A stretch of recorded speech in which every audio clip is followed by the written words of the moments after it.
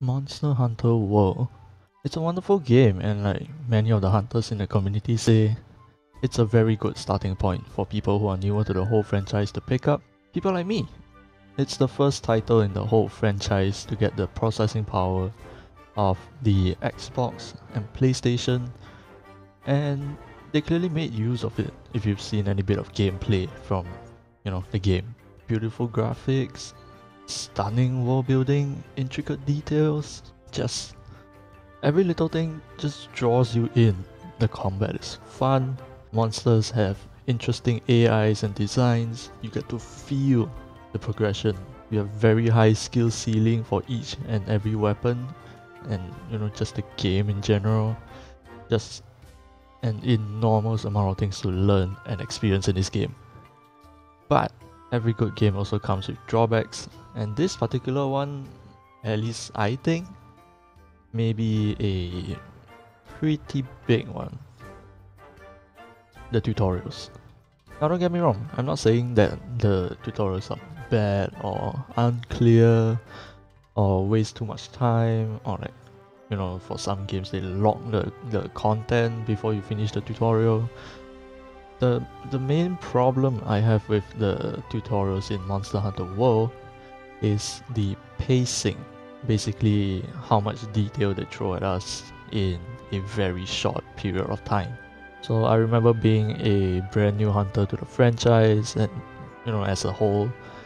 And when I started off with World, I simply could not, for the life of me, retain all the information that came. It was just tutorial after tutorial after tutorial after tutorial and after tutorial. Like, I get it. It's a complex game with a lot of depth to it, but there was simply too much to take in too quickly, and I ended up not understanding most of it and hopping onto YouTube guides anyway. So that's exactly what I planned for this video to be about. Compiling, explaining, and attempting to simplify and clarifying the numerous tutorials that get thrown at you at the very beginning, and also for this video to be sort of like a resource for new hunters to refer back to if they end up not understanding any of the tutorials like I did. Now also, just to clarify, I want to avoid giving spoilers as much as possible, so I personally decided to make a brand new character so that I can align these tutorials to match your progression. And also, another important thing to note is that although I do have Iceborne, this video is directed at fresh beginners who only have the base game. So I intend to omit details from Iceborne regarding this tutorial, and I hope that any commenters who find this video follow suit so that the new hunters can get the full experience for themselves. And also, for those of you veterans out there who somehow managed to find this video, do feel free to correct me at any point in this video if I made a mistake anywhere, or simply leave further clarifications, or if you have simpler explanations for any of these points, down in the comment section below. Now, that was a very lengthy intro, but now that that's out of the way, let's get this mega tutorial started. Let's go on to the first point. Now, before we even get into the tutorials itself, I feel the need to talk about these things called the Guardian Armour and Defender weapons. Some of you might have already come across these things if you have researched about Monster Hunter and look into what the community has to say about it. You've probably come across these terms, and probably a lot of them telling you to avoid them because it will destroy your Monster Hunter experience. Now, the Guardian Armour and Defender weapons were, I believe, introduced along with Iceborne. They are there meant to be for returning players, or for those players who want to speed through the base game and get to the Iceborne DLC expansion stuff as quickly as possible. Meaning to say that by using these armor and weapons, you get a huge boost to your defense and damage and and HP and all that stuff to make the fights really easy. And if you decide to check it out in game itself, you'll find that to craft and to upgrade these things are also extremely easy. That's not really what the Monster Hunter experience is about. It's more about you learning about your weapon, learning about your environment and about your enemies, which are the monsters, learning how to time your attacks and dodge their attacks, and you know, just overall increasing your player skill, because this is a skill heavy game. It's not like you can just button mash and hope to take the monster down. This game doesn't work that way. So a lot of us, or probably all of us, would advise you to stay away from these if you are looking to get the true Monster Hunter experience. But it is, after all, up to you, because this is a video game. So as long as you still have fun with it, who are we to say anything about it, right? So just have fun, do whatever you like, as long as it's nothing illegal. I mean, this isn't illegal, but you know, you get what I mean. So first of all, let's talk about the weapons. So if you guys didn't know, in Monster Hunter World, or in any of the Monster Hunter series, you have 14 different weapons to choose from. I know that is a lot to choose from, and honestly, in a lot of RPG games, you will always have all sorts of different weapons as well. Except the thing that makes Monster Hunter different is that each and every single one of these weapons have their own vastly different playstyles. So meaning to say, you have your melee weapons, so your basic sword and shield, you have great sword, you have your katanas or your longsword, which is what it's called in this game, your dual blades, and then you have the more complicated weapons like your hunting horn and your switch axe, charge blade, and then you even have a couple of range weapons as well. So you got your bow guns and your bow. So there are a lot of variety of weapons for you to choose from, each of them with their own unique playstyles. So don't be afraid to take your time to figure out which weapon you like, which of their movesets are to your taste, and which ones you want to stick with to begin with. So I know it's going to be difficult to choose your weapons simply based on how they look, because you don't even know what they do, what they can do, what they can't do. Like your movement speeds, your maneuverability, and all sorts of things like that. All you can see is basically their attack, sharpness, and stuff like that. So, where do you go to test out your weapons? So let's say you've chosen your weapon. Where exactly do you go test out the weapons? You know, to get a feel for it and what you might like and might not like. But the answer to that is the training area. And you can find that right next to your equipment box right here. Just talk to this housekeeper cat.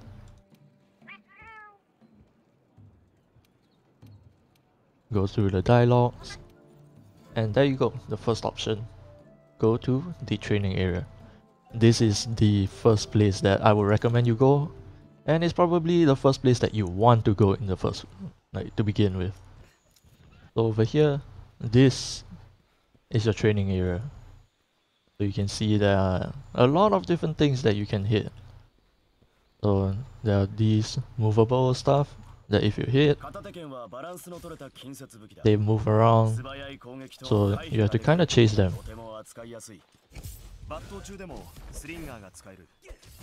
But the thing that most people use is this tree stump over here. It doesn't move anywhere. You can hack away at it as long as you like. Try out your different weapon combos.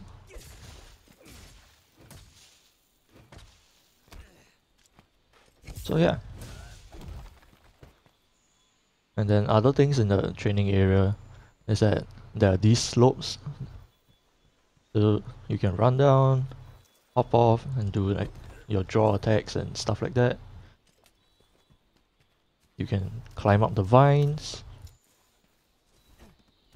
You can hop around on these vines. And then there are also these things called wedge beetles. So you want to aim your reticle. I have it set to F. I believe that's the default button.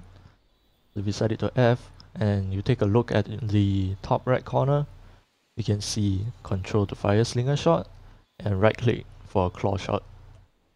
So what these wedge beetles do, they allow you to hang there, simply put. So it's like an additional way to move around the map. So you can swing around in different directions. And then you can chain it to another wedge beetle just like that. As long as there's one nearby.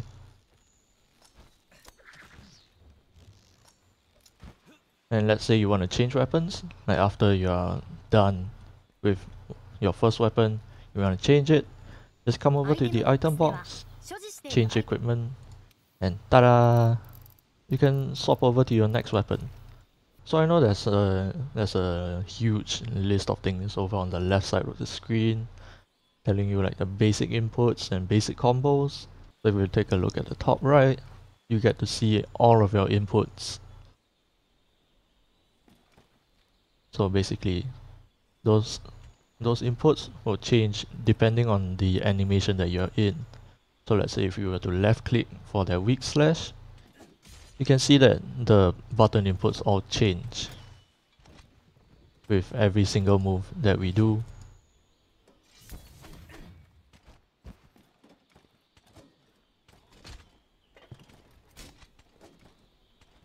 So that is a good way to figure out which moves you can chain into from each different animation. So this whole training area is basically like a playground where you test all sorts of things. All your items down on the bottom right are all infinite. So let's say you were to take some damage.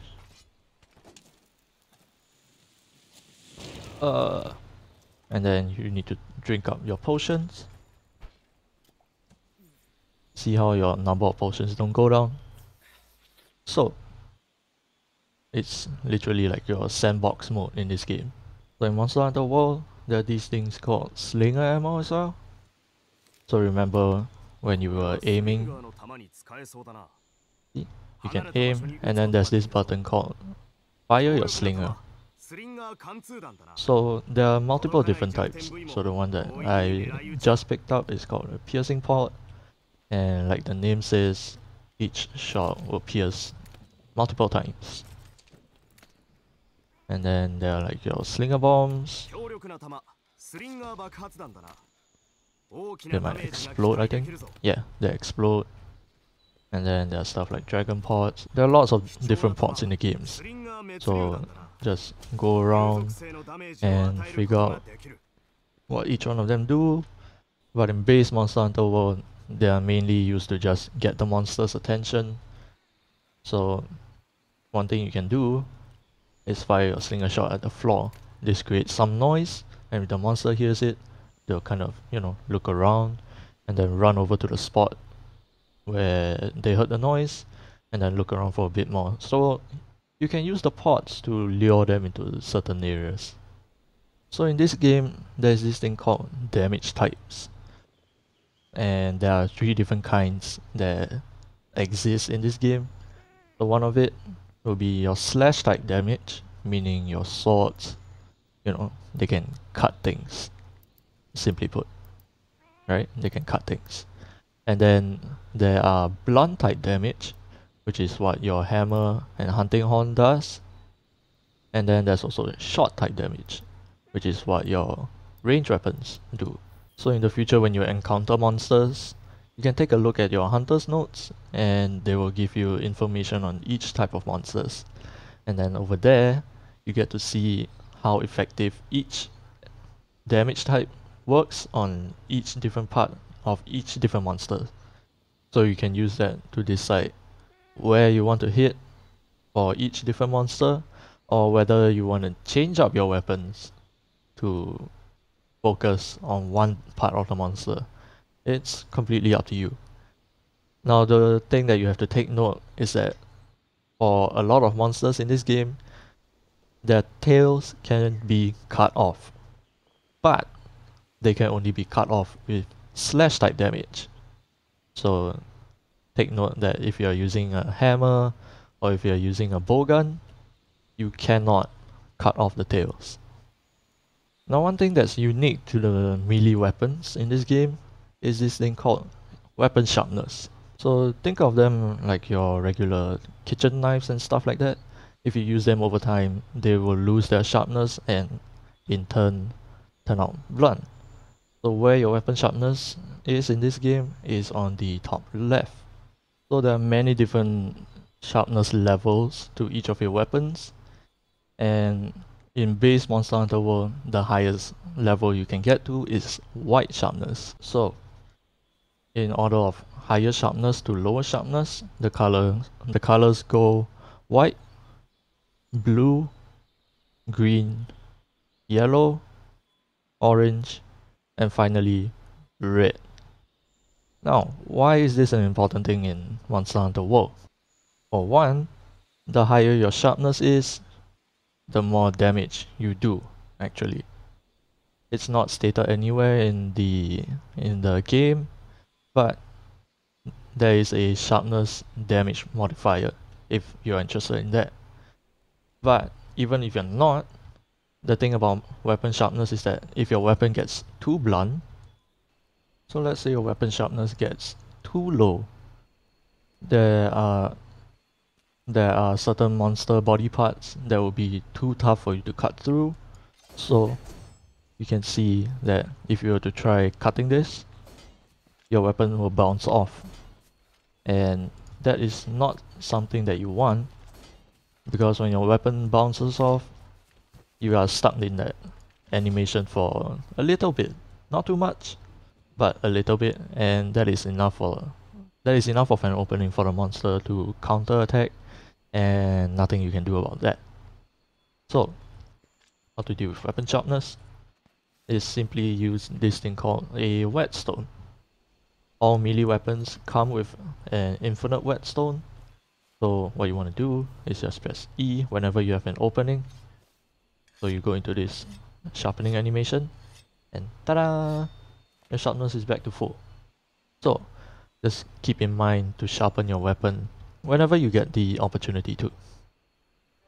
So after you're done selecting your weapon and stuff like that, you'll notice that there are these exclamation marks all over the place, and you will see more and more of them when you progress through the game.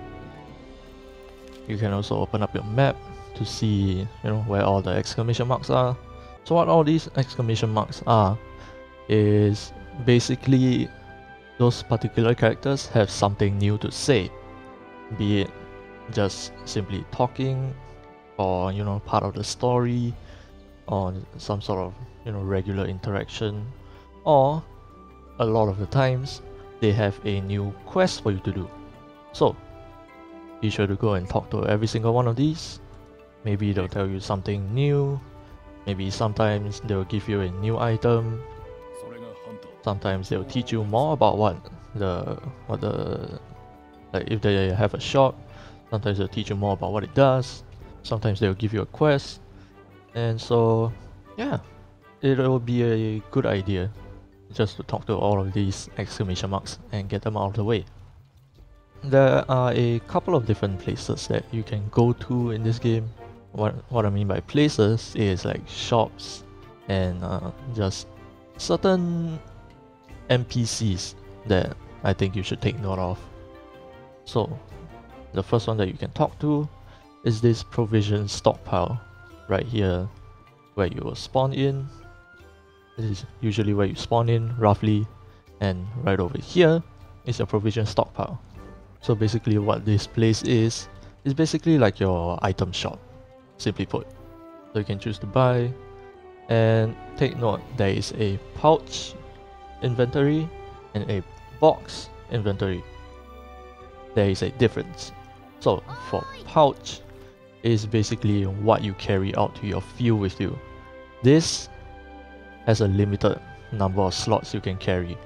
So think of it as like your school bag, kind of. So you can only carry a certain amount of things on your back and in your pockets. So usually people don't buy things straight into here.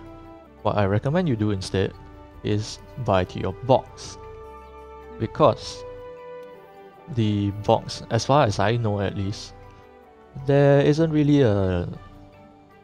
an item cap or storage cap, as far as I know at least. Even if there is, you can, buy whatever you want, gather all the items you want, all the way to the end of the game without selling a single item, and you wouldn't have to worry about any of that. That's just how much item space there is. So, in this shop, you can buy all your basic stuff, like your basic potion, your basic antidote, and you can buy bombs, some trap tools, and even your ammo for your ranged weapons.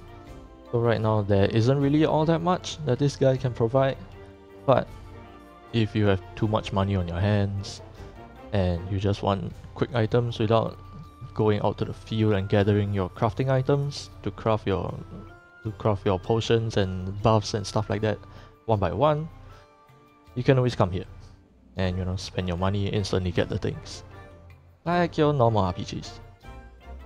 Now this place over here is your canteen. So you do what you do at the canteen here. You eat. Food in this game is a pretty important thing for your survival and for getting extra buffs. So I know it can be very confusing considering there are all these different platters and they all seemingly do the same thing. There's actually a lot more to the food than what it looks like over here, but the food in the canteen alone is worth an entire video on its own, so I will just keep it very, very simple over here. So as you can see, there are 3 different kinds of ingredients mainly. First you have your meat, then your fish, and your veggies. Most hunters will probably advise you to eat the meat option because it gives you attack up buff. For the fish, they give you defense up, and for the veggies, they give you elemental resistance up. Personally, I have never eaten veggie before. I've tried fish, just to get a taste of a little bit of extra defense, but I don't know if it really does anything at all. So which is why a lot of us recommend you get attack up buff. So eat the meat. So here we are in our first quest, and as you can see, we are back in the ancient forest. So first things first, before we even head out, let's say I brought out the wrong weapon. I don't actually feel like using the dual blades anymore. No need to worry about that, because you can always come into the tent over here, head on over inside, and over here you can change your equipment. So no need to worry too much about that. You can change your weapons anytime you like. Now after you are done with choosing a weapon of choice, there is this supply box that they ask you to check out. So what it does is that in quests specifically, they will always give you free items. So always come out here to check what items you have. And if you notice, there are these things called supply items. Now these things with the special icons over here that you get in your supply box, these disappear after each and every single quest. So what I would suggest is that you use these things first, because they give it to you for free anyway. You cannot bring them over to the next quest either, so might as well just make use of all of them. So now as a new player, when you're out in the field, your scout flights will pick up items that you can pick up while you're just running around the map. So stuff like a herb like this, they will highlight it And you can even see on the left side of the screen, there's a honey, and you can gather them over here as well.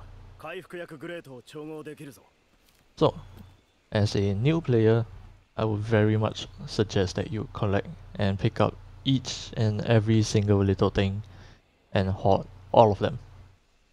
Why? Because all of these are crafting materials, be it for your potions, your buffs, your what's that called? Your ammo, your weapons, your armor, basically any craftable items.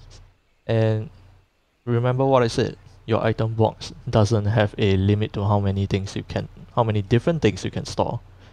So just pick them all up as you go, save all of them, and yeah, just keep them all for future use, because you never know when you might need them. And when you pick up your items for the first time, they will always have a short description right there, and sometimes they might go a bit too quickly, especially if you're like in mid combat or you're collecting a bunch of different things that are very close together.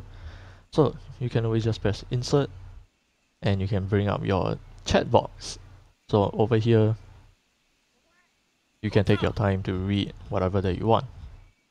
So like what the field team leader mentioned, whenever you kill a monster, you get to carve their bodies like this. These are for any monsters really, but small monsters like your Jagras over here, you only get to carve their bodies once. And then sometimes you might find a different kind of slinger ammo. You can pick it up, but take note that you can only have one type of slinger ammo in your slinger at any point in time.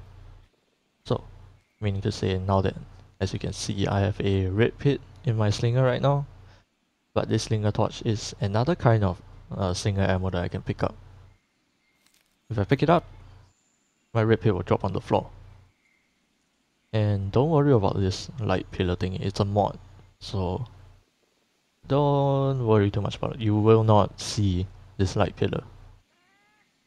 I should have probably gotten rid of all my visual mods before I started this video. And then as you run around, you will see things like this mining crop. So mining crops and another one of these gathering points called bone piles are going to be essential to you, because you'll be using them a lot for your armor crafting and weapon crafting and upgrades. So be sure to collect all of them that you see. And one thing to note when you're gathering these outcrops and carving your monsters or your bone piles and stuff like that, these things can be harvested more than once. But one thing that you might want to know is that if you were to hold down your gathering button, so in my case it's F because I'm holding a ranged weapon. So if I were to hold down F, you'll notice that my character doesn't go back up and just continue gathering whatever he can until he gathers up the last thing. So that's just a neat way for you to gather things a little more quickly and with less trouble. So whenever you finish your quest, you'll see that there is a timer on top.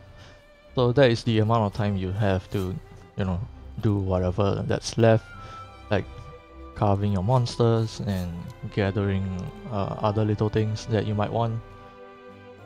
There is a time limit, so if there are a lot of things that you want to do and collect, be sure to prioritize whatever you need. And yes, even after quest completions, the monsters can stay hostile. It's a thing. So every time you complete your quest, you also get quest rewards. These are all randomized, and yeah, these are separate from the things that you gather on the field. So like I said, gather whatever you can on the field, and then your quest rewards will give you extra stuff, which is always nice. Now notice in Astera that there are these things called lifts as well. So these are basically like your fast travel points. So you can go straight to your workshop your smithy right here, or you can go to the trade yard, which is the first floor, or the canteen, where you get your food and meet your handler to get your quests and stuff.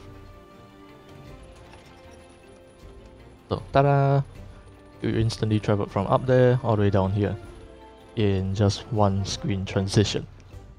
So then multiplayer, sessions, and S.O.S flares. What are they? And how do you enable or disable them? Simply put, sessions are like your game lobbies in other game terms. So being in an online session means that multiplayer is enabled, and being in an offline session means that multiplayer is disabled. Now, as far as I know, there are only two ways to get into an offline session. The first one being disconnecting from the online session that you are in. This one happens randomly, so there's no reliable way of getting that. And then second is to basically just start the game without your internet. So those are the only two ways. So let's go over how to set up your own online session. So if you notice right now, I'm talking to the handler, but you can also do this via your quest bots, which they should have explained to you earlier. In Astera, there's one right next to your smithy, and one on the bottom floor where you spawn back after each and every quest. So if you select online session, you'll be able to see these couple of options. To create your own one, go to create online session, and then you'll see a bunch of things that you can set up. The player type, you can choose to let other people know that you want beginner players to join you, or if you want experienced players to join you, or if you don't really care at all. So then for quest preference, it's basically to set up your objective for your current lobby. So let's say you want to proceed on with the story, you select assignments to let other people know that you are focusing primarily on doing assignment quests to progress through your story. And same goes with other things like your optional quests, investigation quests, stuff like that. And also you can select specific monsters if you so wish. So maybe there's a particular part of a monster that you wish to get, you can select a specific monster to let other people know that you are farming this particular monster. Rank preference, it doesn't really make too much of a difference, but just like a player type, you can tell them you don't really care, or you prefer people who are of a similar rank to you. Right? Language, same as before, it's pretty self-explanatory, same language or any language because you don't care. The messages don't really matter at all, honestly. Personally, I like to put chill hunting and just leave it at that. One thing to note is that there isn't a way to put up a custom message as far as I know. So yeah, you have to select from these kind of presets. Now, the most important thing right here is your session. So if you set it to non-private session, it will mean that you are creating an open lobby. So anybody who uses the searching function, and if your lobby matches their search criteria, they will be able to see your lobby and decide to join in if they want to. Then if you set it to friends can join, then just like the name says, only friends on your Steam account, or I think your Xbox and PlayStations have separate accounts as well. I'm not too sure. I don't own an Xbox or PlayStation. But basically anybody who's friends with you can only people who are friends with you can join in. Now for the final one, it'll be online session ID only. So this is basically as private as you can get for your session, because regardless of whether you have friends or not, only people with this particular session ID can join in. So if you just don't disclose this, nobody can ever join in your lobby, and that will essentially be your private session. Now, as for setting up multiplayer, notice that whenever you want to accept a quest, right before that, whenever you select one, this multiplayer window will pop up, and you can see you can set your player count and also decide if you want to set a passcode. Now, if you set your player count to just 1, that means that only you are allowed inside the quest, meaning you intentionally wish to solo the quest, and no other player can join in on you, regardless of whether you're in an online lobby or not. You can only solo in the quest. Now, if you set it to more than that, that means the opposite. Quite obviously, other people can join in on your quest. At least people in your current lobby. Why I specify that is because you also can do this thing called fire an S.O.S flare.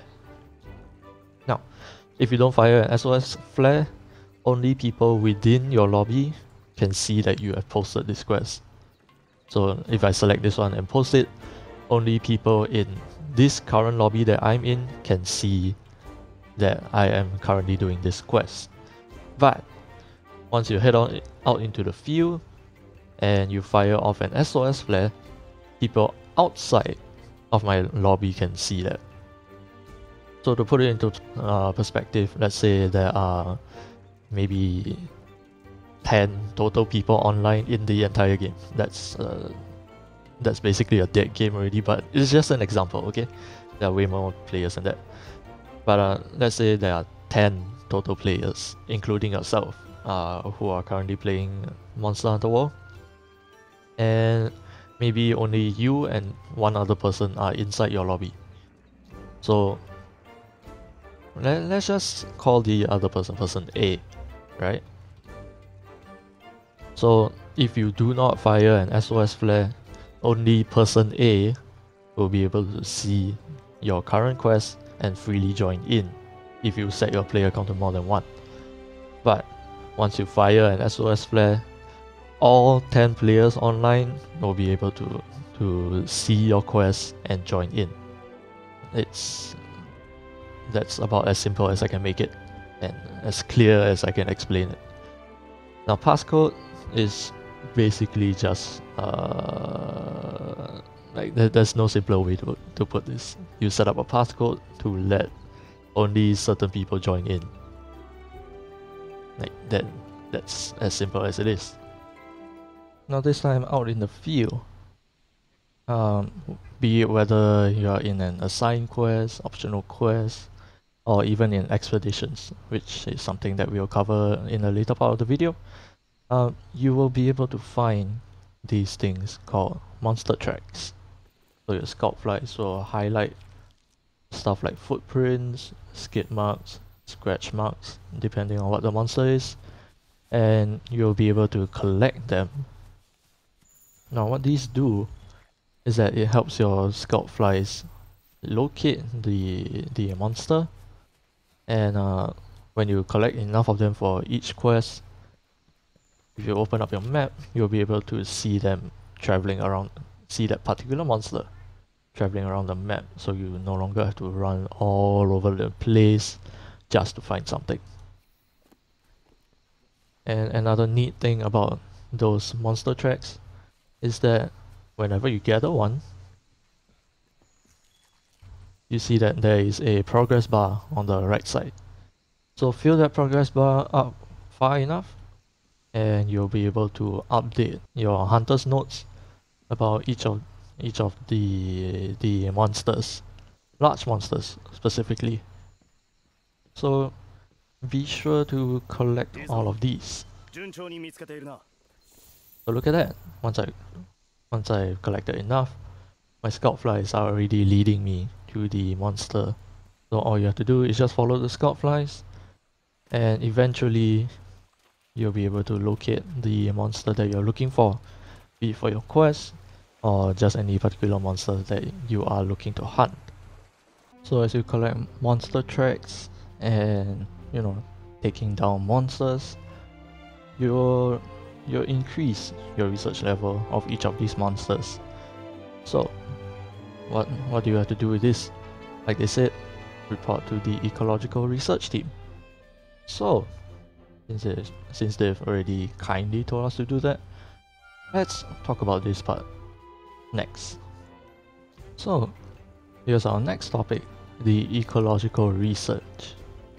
So remember I mentioned something earlier. What the fuck? I think this is some sort of glitch. I'm not supposed to have this many points. Remember I mentioned something about your hunter's notes? So to get there, basically you press escape and move over 2 tabs, and it's the first option, hunter's notes. So if you open it up, you can take a look at your different maps, your large monsters, small monsters, and your controls. The one that you will probably be looking at the most is the large monster guide. So over here it tells you like your basic details of each of the monsters, but as you can see earlier in the previous screen, they mentioned that we have leveled up Great Jaguar's research level to level 1, but over here it still says level 0. So your hunter's notes don't automatically update themselves, which is why you have to talk to this guy. Only after you talk to him, then you go to the monster view guide, large monster view guide, and then now you see Great Jaguar's research level has gone up to level 1, and you unlock a new page. So over here, this is where you see the monster weak points, the elements that they are weak to, the ailments they are weak to, and also the effectiveness of the damage type on each body part. So of course, the higher number of stars means the higher number, like the higher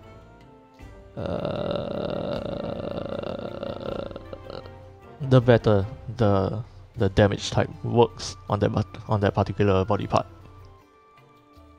So yeah, that's really all there is to the Ecological Research guide. So let's move on to the next thing. Right here, this is your resource center. So throughout the game, you'll be getting these things called bounties and critical bounties. So what are they? Over here you can see that there are a lot of different things, but for now let's talk about bounties.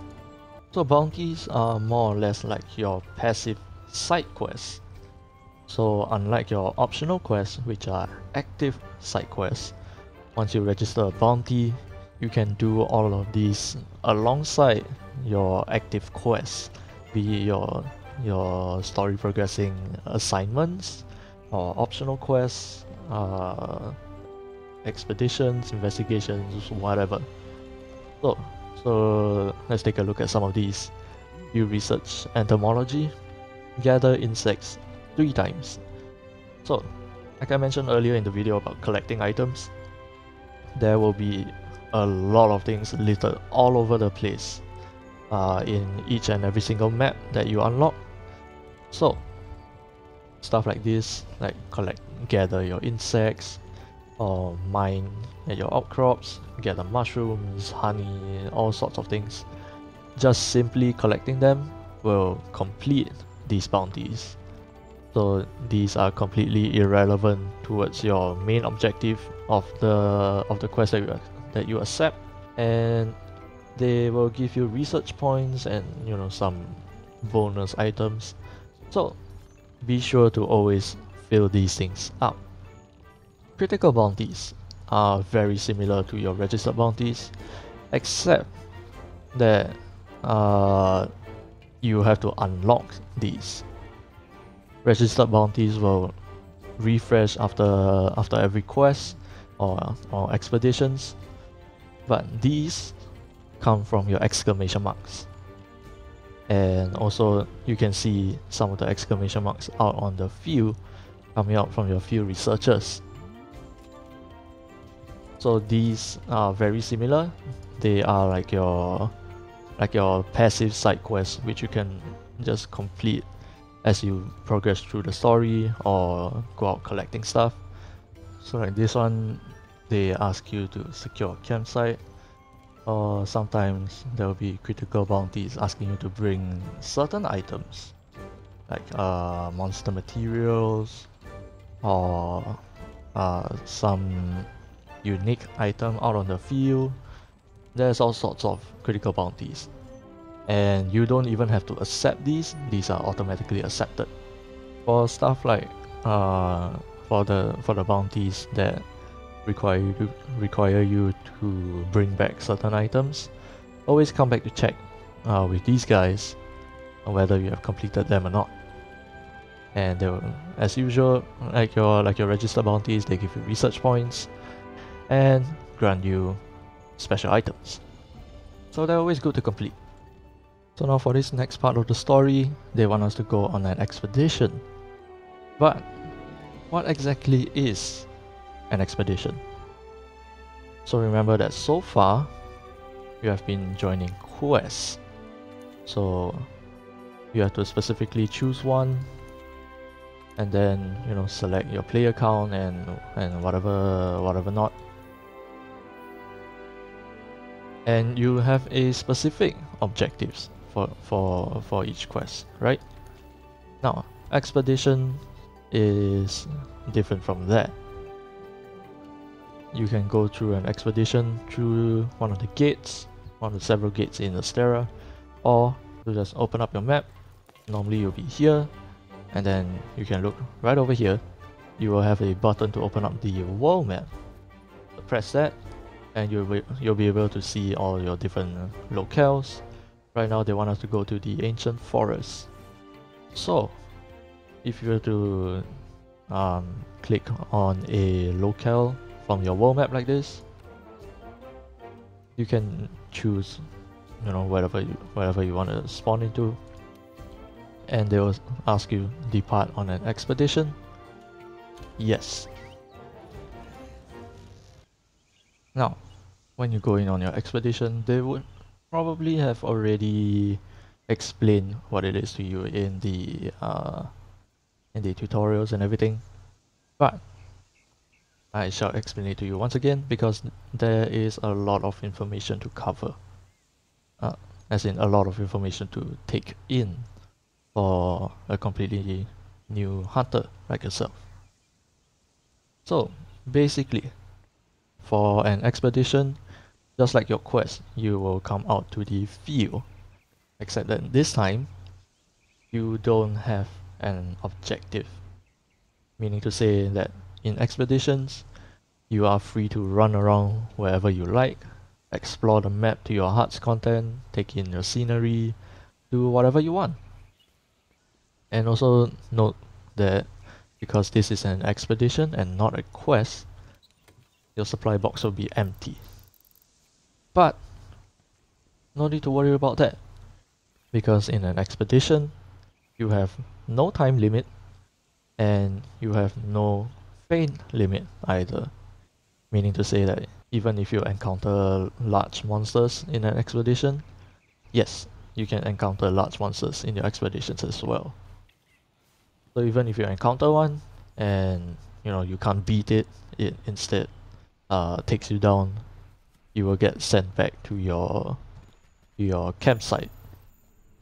Now, in normal quests, there is a limit to how many times you can faint, but for an expedition, there is no such thing. So, for expeditions, I very highly recommend that you don't really bother using your items, because it will be a waste anyway.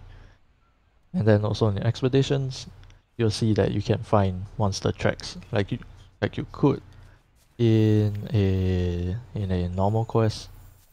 So just gather all of them, and yeah, level up your research levels. Now, as you can see on your map, there are parts of it that you haven't explored yet. So like this one, your road goes up to here and then it cuts off because this whole area is an uncharted area for you. So if you want to explore the map, expeditions are best for that. So let's say you want a real combat experience aside from the training area, because in the training area all of the objects are completely stationary, they don't fight back, and you don't really learn how to time your attacks or dodge attacks. So that's why expeditions come in. You can come in and fight the large monsters or just any hostile monsters and get a feel for real combat without any of your quest penalties. And if you notice, when you open up your map, you can see there are all these different things that they marked on the map. So these are all your stuff like your gatherable items, your slinger ammos that you have found to be lying on the ground, your traps and things that can help you in combat. So as you explore the maps, each one of these small little things will get pinned onto the map, so that next time when let's say you need something from a bone pile, you know exactly where they are once you open up your map. Now, like I mentioned before, there will also be field researchers out in the field which you can find over here, and there will be a couple of them. One of them is over here. You can see there's a linear researcher, and I believe there was one more over here, endemic life researcher. They're all over the place. And you can see that they have a exclamation mark as well. So when you talk to them, usually they'll give you a quest. And look at that, you get a new critical bounty. So for this particular guy, they want you to go fishing and fish up this particular fish. So these are just like optional side quests that you can choose to do or don't do. You can completely forget about them, and there won't really be any consequences really. So it's up to you when you want to do this, or whether or not you want to do them at all throughout your whole hunting journey. So let's talk about hostility next. I'm sure you have probably already noticed, but whenever you get into fights with a hostile monster, your map on your bottom left will always have this red color circle around it. When the red color circle appears, it will mean that you are in combat. But there are also different colors that you might see in the future. Let me try to show you one of them. Let's say you were to successfully hide out of their sight. You'll see that the red color circle suddenly turns purple. The purple circle means that you are still in combat, but the monster has lost sight of you. So if you were to get within vision of a hostile monster, you should notice that there will be a black color flashing circle, and if you stay within vision for too long, these monsters will actually engage in combat with you. So if there are monsters that you don't want to engage and you notice that they have seen you, you can decide to quickly run away as far as you can, like at least far enough out of their sight. Or you can choose to hide inside a bush like this and hope that they no longer find you. Now as you progress through this game, there will be these things called trade-in items, as you can see over here. They will specifically point out that this is a trade-in item. Now, what are they? Basically, these trade-in items exist specifically to be sold for money. So unlike your other materials, These can be used to craft items or upgrade your weaponry and armory, but trade-in items are meant to only be sold. Now, what if you're scared of accidentally selling one of these? Because you'll have to go through each one of these individually, especially in the future. You'll have loads of all these items. How do you pinpoint these? Well, the good thing is that you don't have to pinpoint them. If you take a look at these, you can see there is one particular button for you to sell all trade-in items. So if you press that, they will sell only your trade-in items and leaving all of your precious crafting material alone. So you'll be getting a couple of these trade-in items as you progress through the game, and from time to time just remember to sell them, because once you forget them for a while, and if you're in need of some quick money, come here and check if you have any trade-in items that you haven't sold yet. Press this and get some good amount of money, because you'll be needing a lot of it. Now let's talk about the next thing, campsites. If you've been reading what the NPCs have to say as you progress through the story, you should have a vague idea of what campsites can do and what they are. Now, let me just clarify a couple of things for you.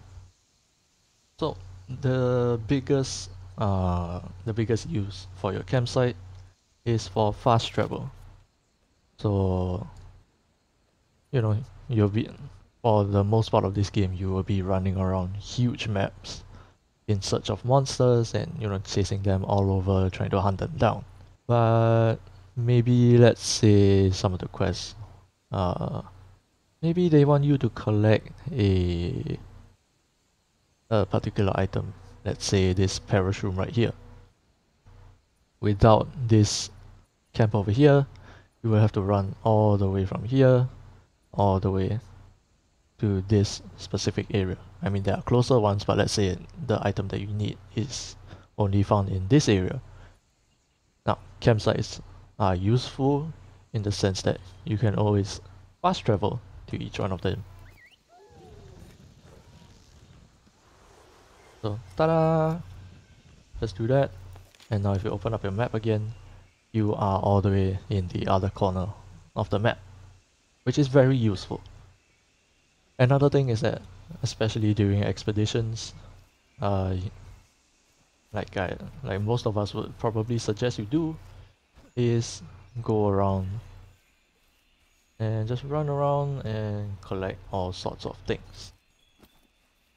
So just collect everything that you can, blah blah blah, and sooner or later your item pouch will be filled up, because like I mentioned earlier when I was talking about the provision stockpile, your item pouch can get full.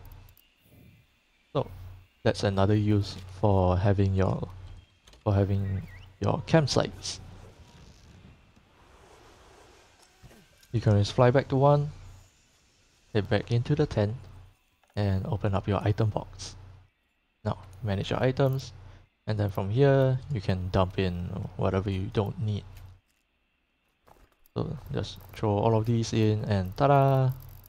You can empty your item pouch, and now you can go out and collect even more things now. Yay!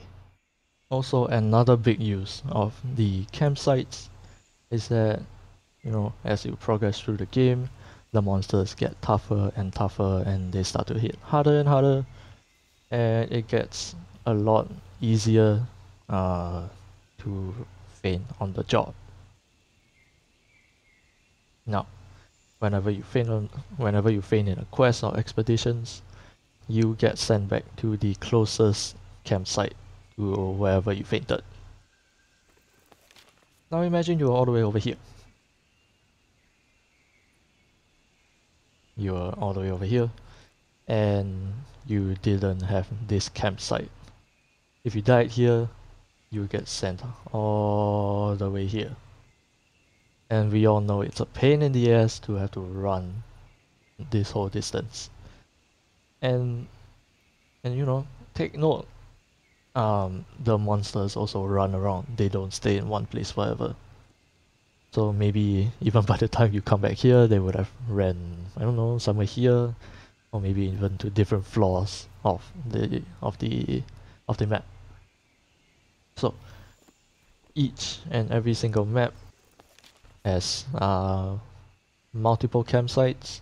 Right now you only have 2, but you can use your expeditions to run around and slowly find out where the other campsites are.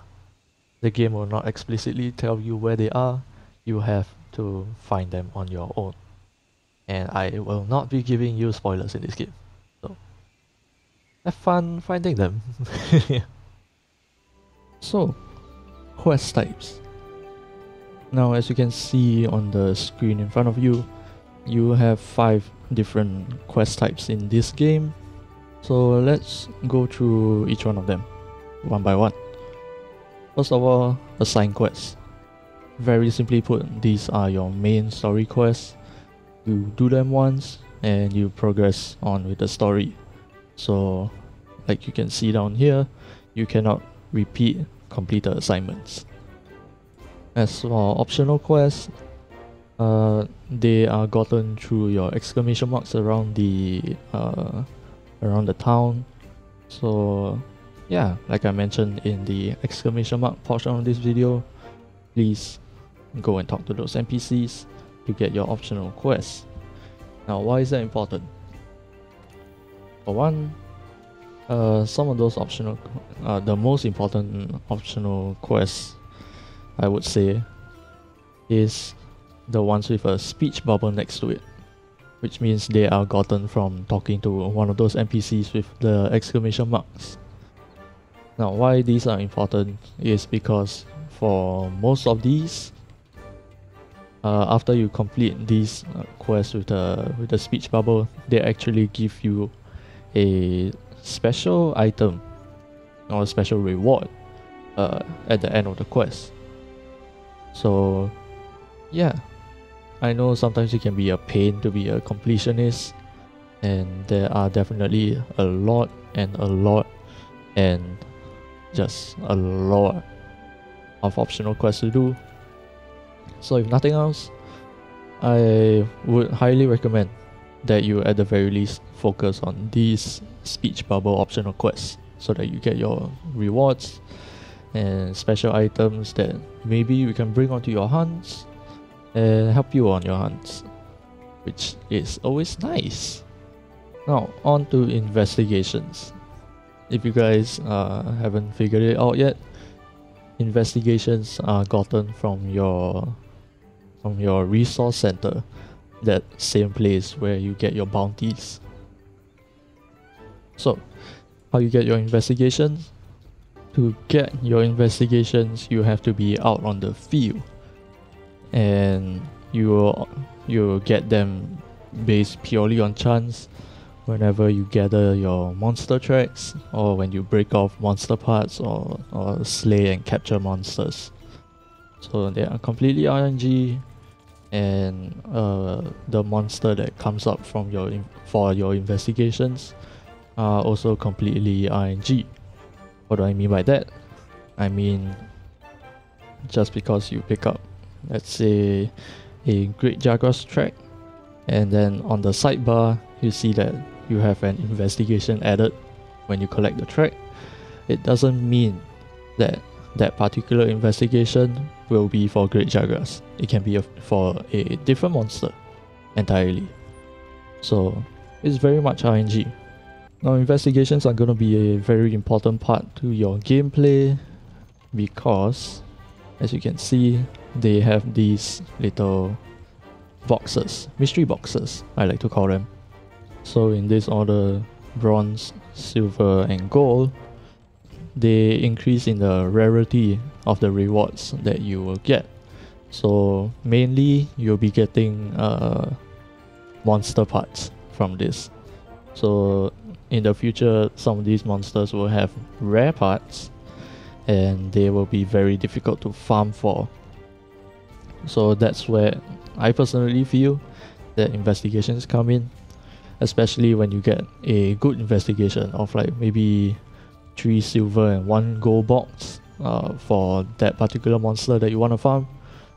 Keep on doing that quest, I mean that investigation, for a better chance at getting that rare part of the monster.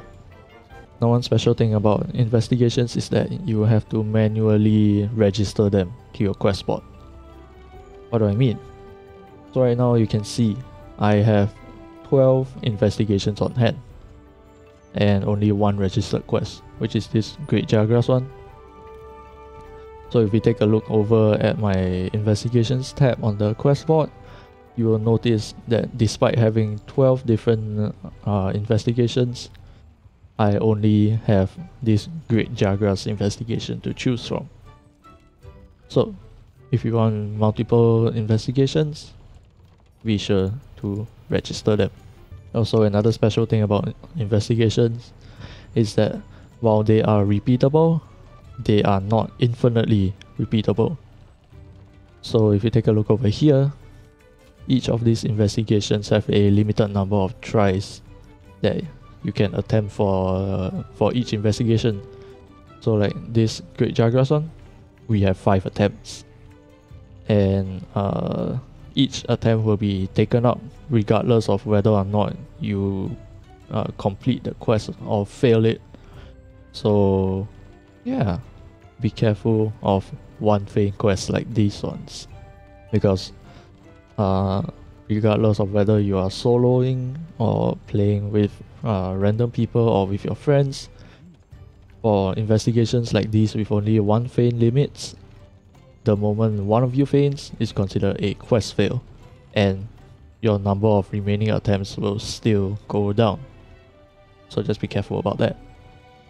Now next we have event quests. I don't think there's really too much to talk about event quests. Yeah, they give you special rewards, and at least in the past they used to rotate around on a schedule, but now that the game's completed, you get to play through all of them. So yeah, you don't really have anything to think about for event quests now. Just know that sometimes they give you special rewards. Some of these event quests are used to farm certain items. So have fun with the event quests, whichever ones you can do. Now lastly, your special assignments. I don't think you'll be getting special assignments anytime soon, so you don't really have to worry about them. But simply put, they are like your side story quests, right?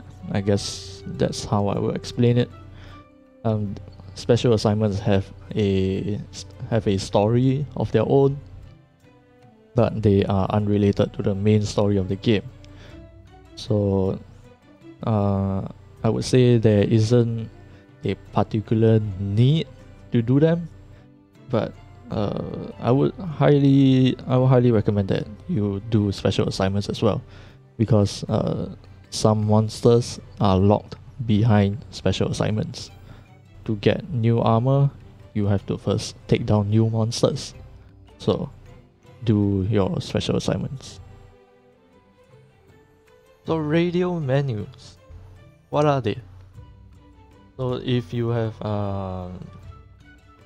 tried holding down the Q button, I don't know what the equivalent is on the different controllers, but on PC and keyboard, if you hold on Q, notice that you have these things. This is your radial menu. Now what these are is basically like a quick access menu. So let me head out to the view to show you guys what I mean. So now I'm back out in the view. So let's say, you know, in the middle of fighting monsters, boom, you take some damage, and you are trying to heal yourself. So normally you already have your potion already equipped right there. But maybe let's say you are doing something else, like I don't know, doing fishing, and then you suddenly take a lot of damage and you need to quickly heal, but you don't remember where your potions are, and then you end up, you know, just keep scrolling around, you can't find it, and maybe by the time you find it, you've already carted. So that's exactly what radial menus are good for. See how you have your whetstones already. So if you're using a melee weapon, you can just immediately open up this radial menu and select your whetstone from here without having to actually, you know, slowly scroll around your item bar right there. Or if you're in a quick need of potions, it's right there. Or mega potions, it's right there. Now, you can actually customize this as well.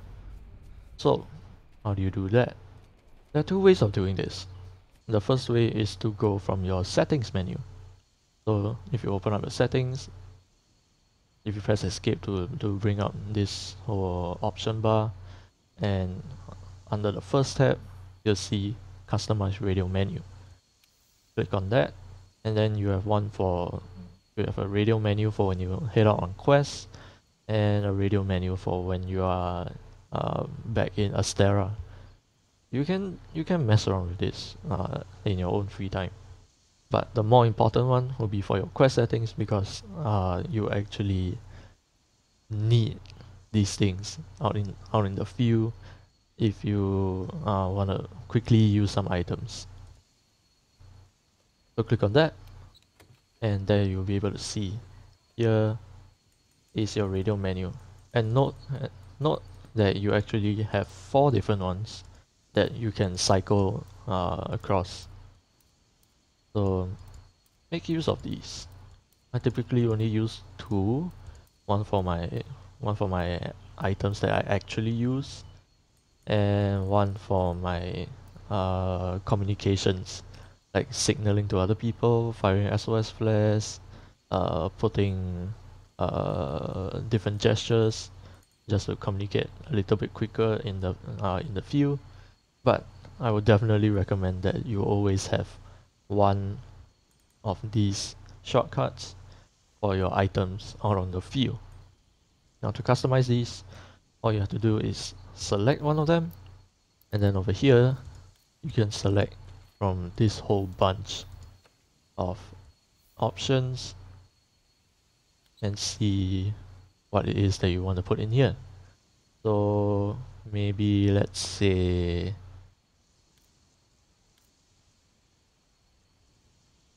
you don't actually want your whetstone here, you want it here. Just select whetstone, and there you have it. But having 2 of the same options is pretty redundant. So if you wish for your whetstone to be here because, I don't know, maybe you just find it more comfortable to point your radial menu towards this side, or for a quick sharpening of your weapon, you can just leave it there and then try to replace this with something else. Like maybe, I don't know, your ancient potions. And then maybe over here you want to craft something on the fly. So maybe let's say your traps. You can even choose to craft your items one by one or by all. What these mean is that let's say for those of you gunners out there, or bow players, so let's say your power coating or your ammo. So you see that you can have up to 99 of these in your item pouch at any given point in time. So if you select one by one, you'll be crafting one at a time, as the name says. Or if you select all, you'll be crafting the maximum amount of ammo that you can craft, depending on how much space you have left. So the radial menu is just a very useful thing to use out in the field. So you're fighting, and then, oh no, I need to quickly heal. So just use our radial menu, potion. But of course, you have to set it up so that you are comfortable with it and can remember where you put your items within the radial menu. Now there's also a setting for how you want to use a radial menu as well. So if you go to options, under controls and radial menu settings, there are two different types. So if you read at the bottom over here, release whatever button you set this to select an item, or if you go to type 2, press this to select an item. I personally prefer type 2 because notice for type 1 I have to hold down my middle mouse button. I have to hold down my middle mouse button and scroll through all of these. And the moment I release it, I will use that item. So if I were to hold on to the potion, I release and it will use it. Now the reason I don't like this is that because I have itchy fingers, you know. So I tend to release the middle the button a bit too early sometimes when I'm trying to scroll through, so I end up using something that I didn't intend to, and that wastes a lot of time, and it makes me very vulnerable to the monster's attacks. So I personally prefer and recommend type 2, so that I press it once, it opens up the radial menu, and then I'm free to scroll around before and make sure that I select the item that I want before I actually use it by pressing the middle mouse button again. So next, capturing monsters. Yes, capturing monsters is a thing in this game. After you've progressed a little bit further into the story, you will get your first capture quest. The quest will be asking you to capture a Kuluyaku, that bird looking monster that you encounter in the ancient forest. How do you capture a monster? Well, to capture a monster, simply put, you have to just keep on hacking away at it until the HP is low enough for you to capture.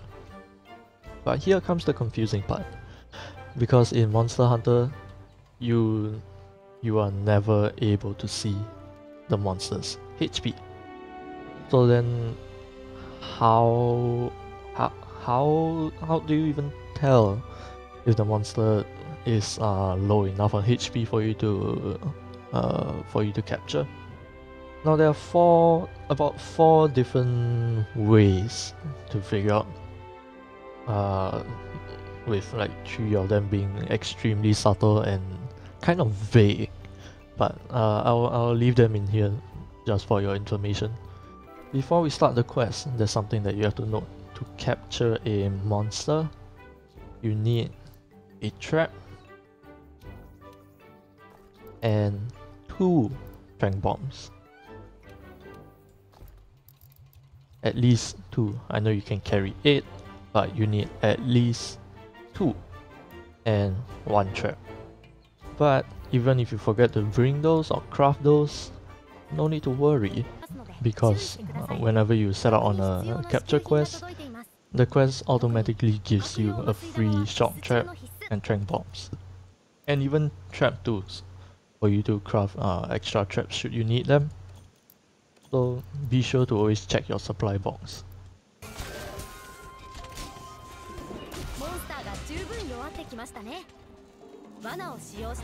So in your first capture quest, the handler will specifically tell you when it's ready to be captured. But the single most telltale sign of when the monster is available to be captured is when it starts limping like that. All monsters will do this when they are low enough on health. Every single one of them will start limping, and try to get back to like their hideout and stuff like that. And then eventually they'll try to go to sleep. At least most monsters will try to go back to sleep. I think for Kuruyaku in particular, they will start to try eating eggs, and whenever they sleep or eat something, after they start limping, they tend to recover HP. So it's not like you can let them sleep forever as well. So how you capture? You need 2 tranq bombs, like I mentioned, and then trap them. So that's how you capture. Now, a lot of better hunters will, I shouldn't say better, a lot of more experienced hunters, they will advise you or recommend that you always prioritize capturing before slaying. Now, why is that the case? Because for one, capturing allows you to end the quest more quickly, because you know, after the monster goes to sleep, they are completely defenseless. You are free to trap them and then tranq them and capture them. So that's probably a couple of minutes of fight that you can save yourself on. And then also, additionally, whenever you capture, you actually get more bonus rewards. So if you look at the bottom over here, these rewards specifically are coming from capturing the monster. I mean, there will be some that you get when you break certain parts, but when you capture, you get extra materials, which is always helpful because you want all the materials anyway. And also, another reason to capture over slaying the monster is because capturing also counts towards a slay quest. So remember, all your previous quests are to slay the monsters. So even if you try capturing the monster for those kind of quests, it will still count as a completed quest. So there really isn't any reason to not capture the monsters, and you know, just everything to gain from it. So we've seen the most telltale sign of when the monster is available to be captured. So let's go over the others and see if we can get the other signs of a capturable monster. So as you fight the monsters, you'll notice that they drop these red color shiny items. Now that is another one of the signs. So for this second sign, each monster will drop a total of 3 of them. If I don't remember wrong, the monsters will drop those things at 30% health, 20% health, and 10% health. So like I said, those red shiny thingies aren't exactly the most noticeable thing, but it's one of the signs. So if you manage to notice it, good for you. So apart from those red color shiny drops, there's another one, which is also very vague, to say the least. Right, so if you look at the bottom left corner of the screen, right beside the map, you'll see the monster icons. So when you get close enough to one of these large monsters, you can actually see the pulse of the monster. So as you hack away at the monster, the heart rate monitor thingy will eventually get flatter and flatter and flatter. Obviously, you want to get that heart rate as flat as you can, but not so much that it actually becomes flat, because that will mean that the monster has died. So you don't want that if you want to capture a monster. Although that is something that will inevitably happen a lot. But like I said, this heart rate monitor one is very vague, and also it's something that is very easy to miss out on. So I'm pretty sure it's not something that you'll rely on all that much, but the sign is there. So if you've noticed, the heart rate has gone much flatter than before, and it should almost be dead now. So look at that, two of these red things and a pretty flat heart rate. Now for Great Jagras, I don't know, I personally find it quite difficult to tell if it's actually limping, but since it's retreating into its nest, it's safe to say that it's going to sleep. Now, one important thing to note, when the monster is going to sleep, you cannot be too close to it, because if you are too close while it's trying to sleep, it will not sleep. So just have to take note of that. So now, one big tip for capturing a sleeping monster is to trank it first, because as you saw, when I throw down the trank bombs, the monster didn't wake up. So that's a big tip for those of you who want to try capturing for the first time. Now, I mentioned earlier that there were 4 different ways to tell if the monster is ready to be captured. We have so far gone through 3 of them.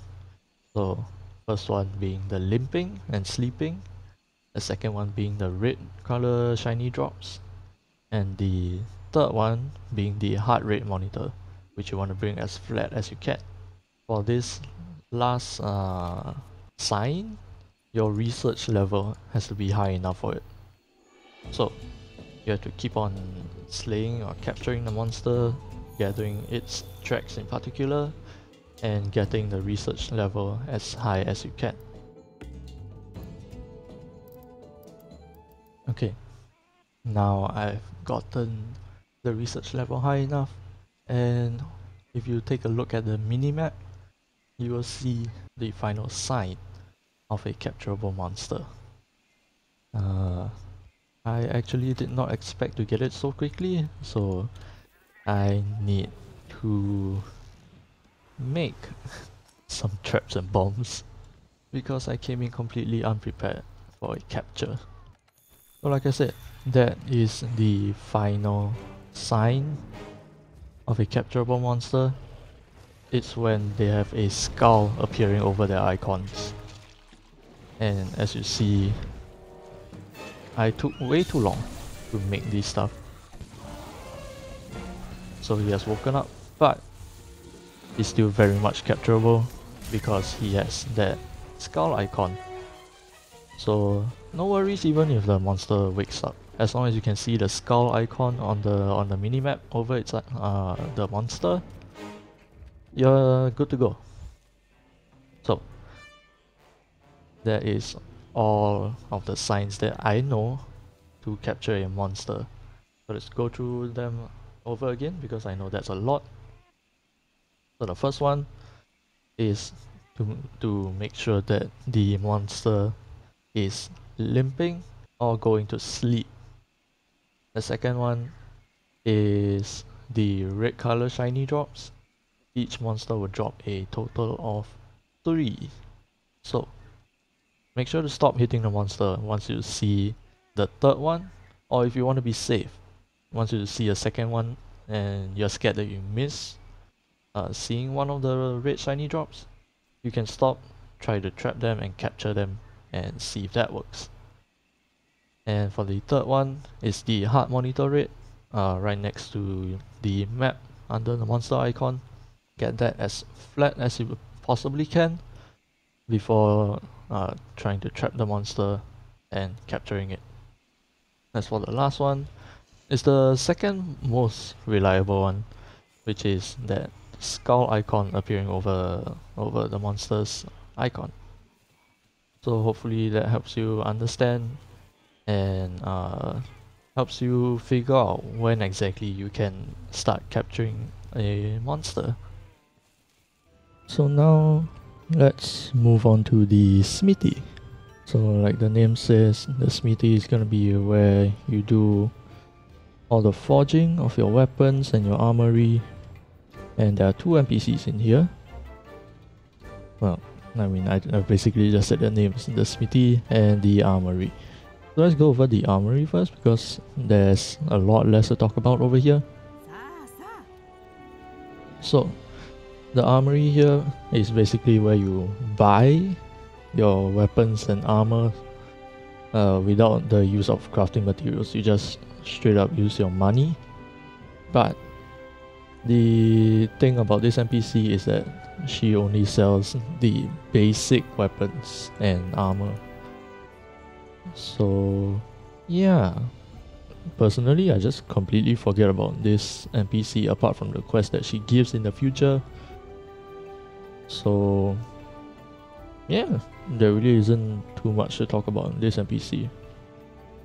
If you want to just buy your basic armor and weapons so that you can upgrade them into a different path, then yeah, I guess you can come here. Now otherwise, the Smithy is where you'll be frequenting the most. Probably out of all the NPCs in this whole game, the Smithy is probably the one that you'll be visiting the most. So what you can do here is basically anything and everything related to crafting and upgrading your weapons and armor. So if you were to craft your weapons, then like the name says, you'll be using the items out on the field that you have gathered to craft these weapons. And then for your armor, also same thing. Note that I am already past Tobi Karachi. So if you haven't gotten here yet, I suggest that you pause now if you don't want any more spoilers than this. But otherwise, I am going to continue. Now, at first you only have a couple of these armor over here. But as you progress on through the game, as you take down more and more monsters, you'll slowly start to unlock their armor sets. Now, note that you craft these armors piece by piece, not as an entire set. And also because of that, you don't have to wear any of these armor pieces as an entire set. You can choose them one by one. Like you can see over here, I have a bone helmet and the leather gloves and the Kulu chest piece, so on and so forth. You can mix up your armor sets as much as you would like, or as I would suggest, especially because you're in the low rank, so armor skills don't really matter too much yet.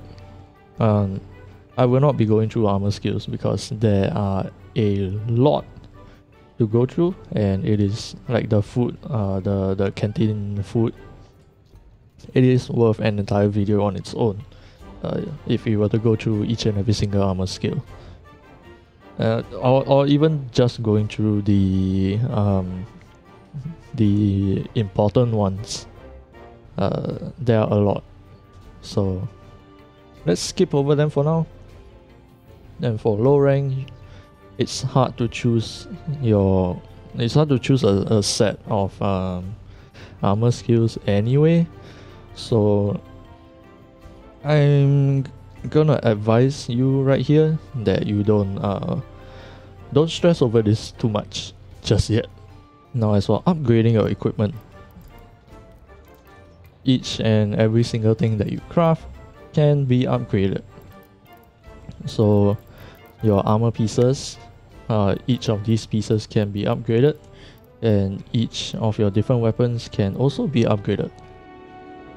But they are a bit different. So let's go through the armor one first because it's quicker and easier. So if you were to upgrade your armor, simply put, you will throw in a couple of armor spheres to level up your armor pieces, and they give you a few more points in defense.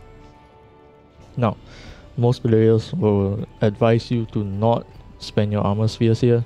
Basically, it's just because, you know, those few extra points of defense, having those few extra points of defense, you won't really feel much of a difference, if I'm being completely honest. And your armor spheres don't come by very easily either, so most of us will just advise you to save up on them. But I just have to say, this is a video game. You are meant to have fun with it. So if you feel like spending your armor spheres anyway, go ahead. There's absolutely nothing wrong with that. As long as you have fun, don't worry about it too much. Especially if you're not the kind to like min-max your upgrades and equipments and stuff like that. Just have fun. Now weapons, on the other hand, their upgrading is quite a bit different from the armor pieces, and a little bit more complicated. Just a bit. So as you can see, the bow that I have equipped right now is this one, and if you take a look at each and every single one of these bows, they all have this line connected to each of them, and some of them are completely separated. Like your defender tree is completely separated from the rest of the upgrade tree, or your bone tree and below is completely separated from your ore tree all the way to this water element tree. So, meaning to say that you can only upgrade to where the lines are connected to. So let's say right now I have this iron bow. Take note that you can only upgrade towards one of these paths at any given point in time. So you can see that in the next column of the upgrades, there are a couple of upwards arrows, but these two are grayed out while this one is flashing green. What does that mean? Meaning to say that I can upgrade to all of these, to any one of these three different paths, but the one that I have the materials for at this moment is only for this water element one, which is why it has a green arrow. While for the other two, you can see that I am missing a couple of materials, so I cannot upgrade to them just yet.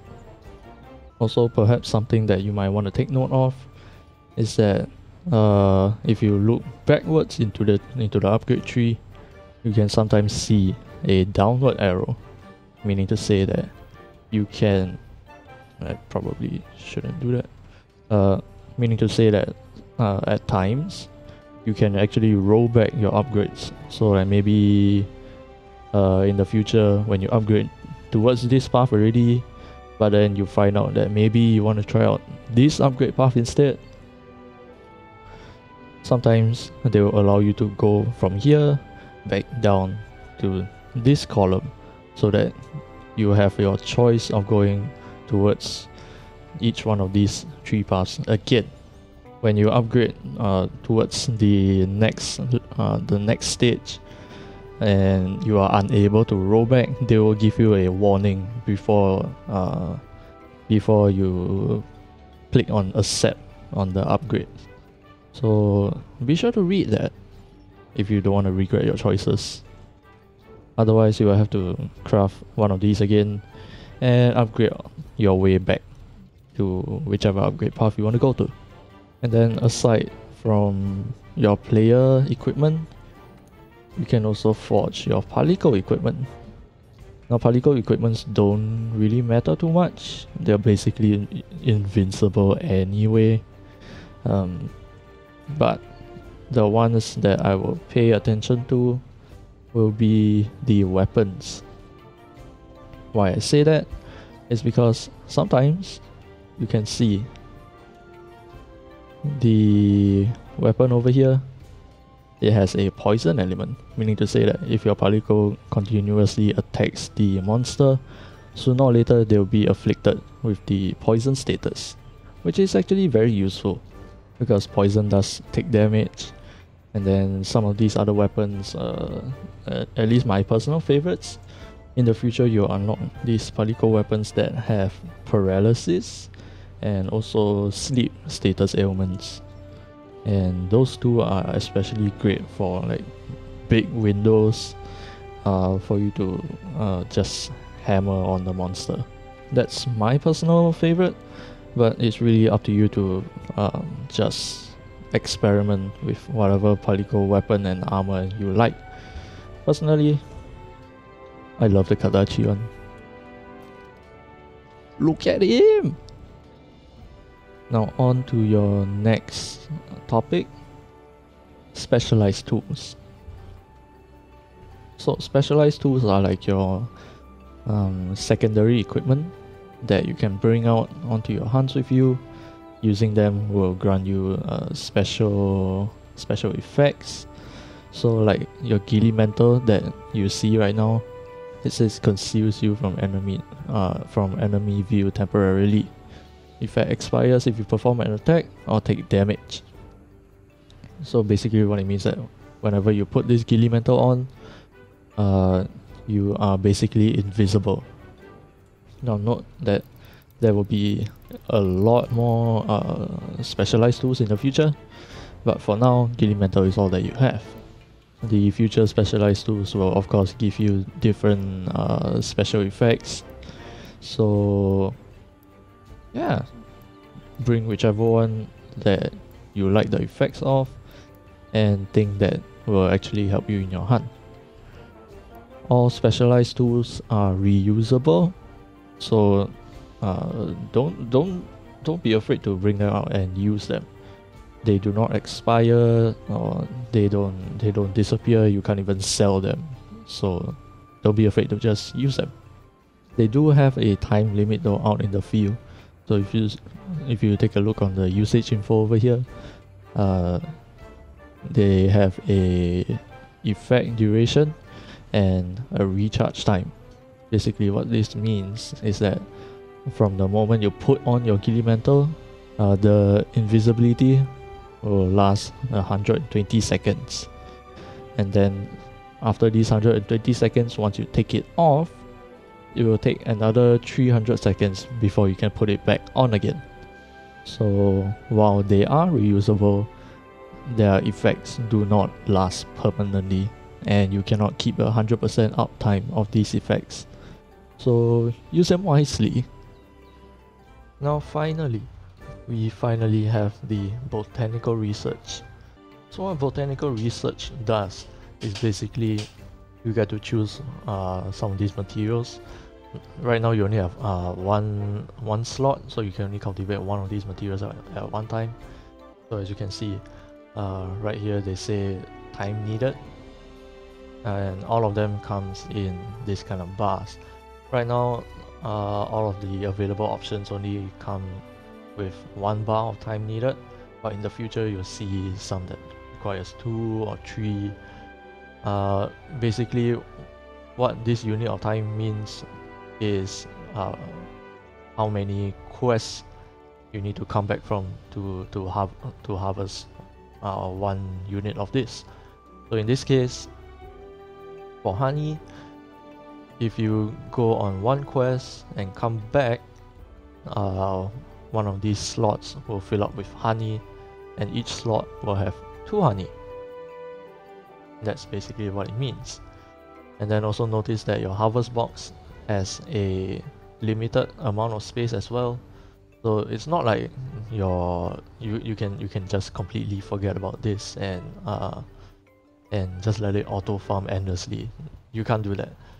Sooner or later you have to come back and select harvest. Right now I can't do anything because I don't have anything in it, but just take note, from time to time you have to come back to collect your harvest. Now if you want to maximize this limited amount of space, you have these things called fertilizers. Basically what they do is boost your amount, boost your harvest. Alright, so for honey you need summoner jelly. You see, when you notice that when I hover over Summoner Jelly, this green color +2 comes out. So basically what this means is that if you were to use this fertilizer for the duration of 3 quests, you will get an extra 2 honey per harvest. So one of these boxes, instead of having only 2 honey, you now get 4. So note that each of your harvests also has a set amount of duration. So yeah, the boost doesn't last forever either. Also note that when you fertilize, if you looked at the UI, you use your points. Whenever you want to use a fertilizer, you will need to spend some of these points as well, which you can get from just simply collecting monster tracks, doing your bounties, doing investigations, slaying monsters. Basically, pretty much anything that you do will grant you points. So it shouldn't be that difficult to gather up the points that you need. So, I know that was an extremely long video, but I think I should have covered most of the important stuff, and basically just things that I think new hunters would find it maybe a little bit difficult to understand, or simply sort of look over and find out about them a little bit too late into the game. So hopefully this video has helped inform you of these things, and if it did help, go ahead and press the like button. If you found it too boring or uninformative, then I guess give me a thumbs down then. I mean, I tried. But yes, Monster Hunter World is one of my all-time favorite games, and hopefully for all of you new hunters, the game clicks with you as well, and you end up enjoying the game as much as I did, and as much as all the rest of the hunters in the community did. So yeah, I think that'll be it for this video. Hope you guys enjoyed it, and if you guys have any further questions or want any further clarifications, or if you guys yourselves, for those of you veteran hunters, have any better explanations or clarifications that you can provide, you can do so down in the comment section below. So let's just help all of the new hunters get into this game, ease them into this whole journey, and yeah, just watch over them and let them have their own fun. Yeah, hope you guys enjoyed it, and as always, happy hunting, hunters.